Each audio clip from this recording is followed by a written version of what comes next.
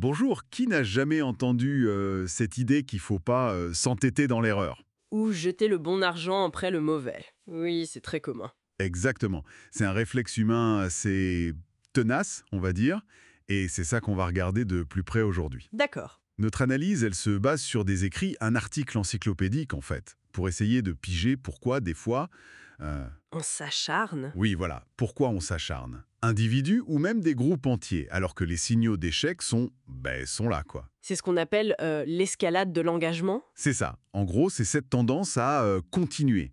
Continuer d'investir du temps, de l'argent, des efforts. Même quand ça sent mauvais. Oui, même quand tout montre que ça va droit dans le mur. Souvent juste pour justifier ce qu'on a déjà mis dedans. Les fameux coups irrécupérables. C'est Baristo qui a mis le doigt dessus en premier, en 76, c'est ça? Tout à fait. Alors voyons un peu ce qui se trame derrière ce mécanisme.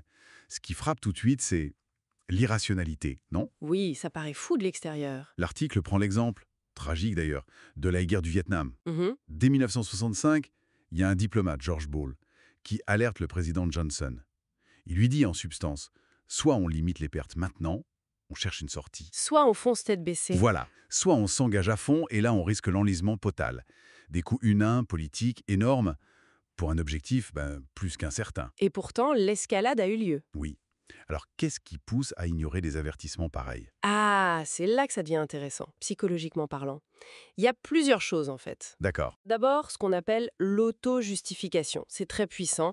Personne n'aime avoir tort, admettre une erreur. Donc on continue pour sauver la face, c'est ça? Exactement. Pour protéger son ego, sa réputation, montrer qu'on est cohérent, qu'on y croit toujours, même si, bon. Je vois. Et puis il y a autre chose, la théorie des perspectives. Ça nous dit qu'on n'aime pas perdre. On est souvent prêt à prendre plus de risques pour éviter une perte certaine Mhm, que pour gagner la même somme. c'est ça. Alors, face à un projet qui commence à flancher, l'idée d'acter la perte de ce qu'on a déjà investi, c'est douloureux. Du coup, on remet au pot. On préfère réinjecter, oui, en espérant un miracle, un retournement improbable. C'est vraiment le piège de ces coups irrécupérables. On regarde en arrière au lieu d'évaluer froidement l'avenir. C'est éclairant comme mécanisme. Et ça se voit comment, concrètement? Dans des projets qui dérapent, des grands chantiers, la tech? Ah mais oui, les exemples ne manquent pas. Pensez au Big Dig à Boston ou l'aéroport de Berlin-Brandenburg. Ah oui, des années de retard, des milliards de dépassements. Voilà. Mais ça continue. Dans la tech, on parle de 30-40% des projets logiciels qui seraient touchés. Le système de bagages de l'aéroport de Denver, c'était un cas d'école. Et plus récemment, WeWork avec SoftBank, non? Tout à fait. Et les investissements répétés malgré les doutes qui s'accumulaient. Dans tous ces cas, on retrouve ça, l'auto-justification des décideurs, la pression pour pas gâcher l'argent déjà mis, ça crée une vraie spirale. Et j'imagine que ce n'est pas juste une histoire d'individu. Le groupe, ça doit jouer aussi, non? Peut-être même amplifier le truc. Absolument. Les dynamiques de groupe peuvent carrément exacerber l'escalade. Comment ça, oui?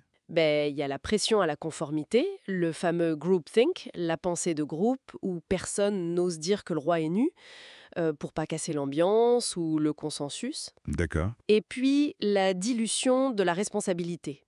Quand c'est le groupe qui décide, personne ne se sent vraiment responsable si ça tourne mal, ou personne n'ose prendre la responsabilité d'arrêter les frais. Mhm. Sans compter les facteurs plus structurels, l'inertie d'une grosse boîte par exemple. Difficile de changer le cap. Très difficile et coûteux. Et parfois, c'est l'attachement à un projet qui devient presque identitaire. L'exemple de Paname est frappant, Ah oui. avant la raison économique. Ça a accéléré leur chute. D'accord. Donc, si on résume, on a un cocktail assez explosif. Des facteurs liés au projet lui-même. Notre propre cerveau qui nous joue des tours avec l'ego et la peur de perdre. La pression sociale du groupe, Et la rigidité des organisations. Pas étonnant que ça arrive si souvent, hein. c'est un mélange redoutable, oui. Au final, ce qu'il faut peut-être retenir, c'est que ce biais, l'escalade de l'engagement, il nous guette un peu tous. Oui, dans nos vies perso, comme dans les grandes décisions politiques ou d'entreprise. Un mélange de logique personnelle, d'accord, mais aussi d'évaluation faussée des risques et de force collective. Tout à fait. Et ça nous amène à une réflexion importante, je crois. Laquelle? C'est assez bien de reconnaître ce biais chez les autres. Mais comment on fait pour soi-même ou dans un groupe pour cultiver cette objectivité, ce courage de réévaluer ses propres choix? Surtout quand admettre une erreur, ça coûte cher, financièrement ou pour notre image. Voilà. Où est la limite finalement entre la persévérance, qui est une qualité, et l'entêtement qui mène à la catastrophe? Bonne question pour terminer. Ça laisse à réfléchir.